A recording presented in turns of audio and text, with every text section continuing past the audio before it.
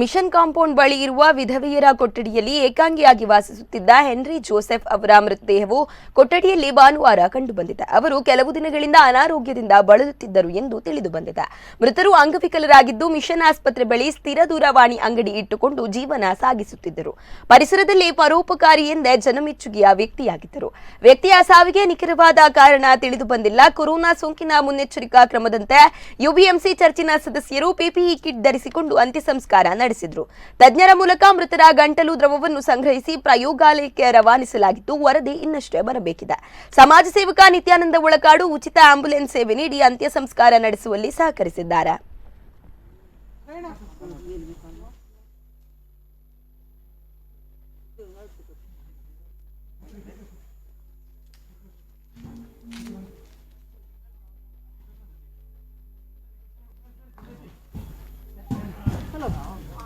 गोरी पोंदुले